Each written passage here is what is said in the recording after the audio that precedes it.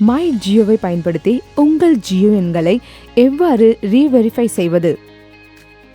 முக்கிய தகவல்: அரசாங்க வழிகாட்டுதல்களின்படி சேவை தடைகளை தவிர்க்க உங்கள் மொபைல் எண்ணை மீண்டும் சரிபார்ப்பது இப்போது கட்டாயமாக்கப்பட்டுள்ளது.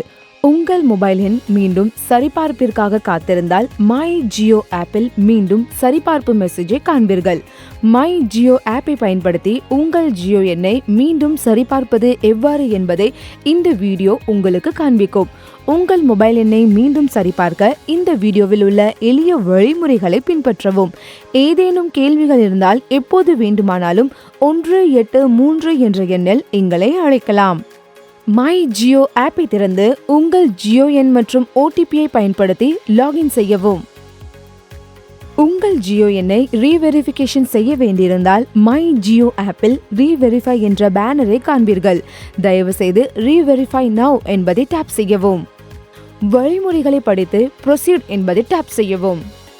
ஆதார் எண் ஏற்கனவே தெரிந்தால் ஜெனரேட் ஓடிபி என்பதை டாப் செய்யவும். ஆதார் எண் தெரியவில்லை எனில் உங்கள் ஆதார் எண்ணை உள்ளிட்டு பின்னர் ஜெனரேட் ஓடிபி என்பதை டாப் செய்யவும்.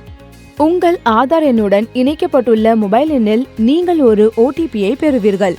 ஓடிபியை உள்ளிட்டு வெரிஃபை என்பதை டாப் செய்யவும்.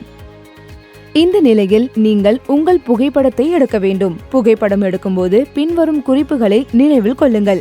தெளிவான பேக்ரவுண்டுடன் உங்கள் புகைப்படத்தை எடுங்கள். அறை நன்கு வெளிச்சமாக இருப்பதை உறுதிப்படுத்திக் கொள்ளுங்கள். உங்கள் முகத்தை நேராக வைத்திருங்கள். புகைப்பட ஃப்ரேமில் முடிந்தவரை உங்கள் முகம் தெரிய வேண்டும். புகைப்படம் எடுத்து ப்ரொசீட் என்பதை டாப் செய்யவும். தவறான புகைப்படங்களுக்கான சில உதாரணங்கள் இவை: முகம் புகைப்படத்தின் பெரும்பகுதியை மறைத்து நேராக கேமராவை பார்க்க வேண்டும். புகைப்படத்தில் எந்த தடங்களும் இருக்கக்கூடாது. ப்ரொசீட் என்பதை டாப் செய்யவும்.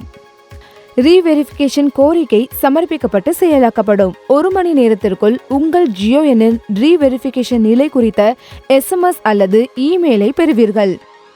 உங்களிடம் ஆதார் இல்லை என்றாலோ அல்லது உங்கள் எண் ஆதாருடன் இணைக்கப்படவில்லை என்றாலோ கீழே உள்ள வழிமுறைகளை பின்பற்றி வேறேதேனும் அடையாள சான்றை பயன்படுத்தி ரீவெரிஃபை செய்யவும்.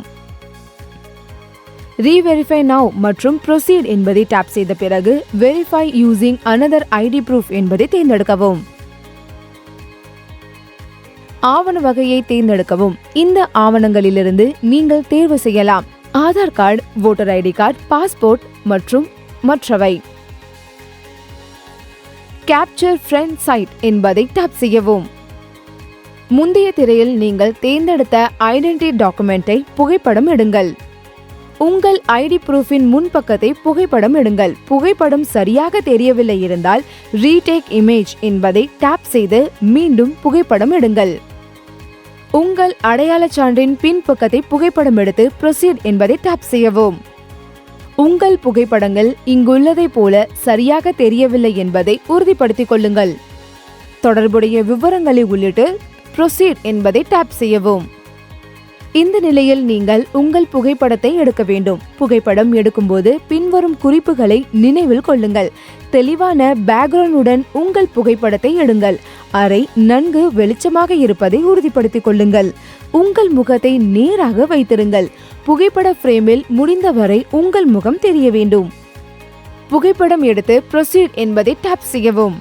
ஓடிபிக்கான பொருத்தமான விருப்பத்தை தேர்ந்தெடுத்து பெறப்பட்ட ஓடிபியை உள்ளிட்டு வெரிஃபை என்பதை டாப் செய்யவும். ப்ரொசீடுக்கான கோரிக்கை சமர்ப்பிக்கப்பட்டுள்ளது மற்றும் அது செயலாக்கப்படும். நன்றி.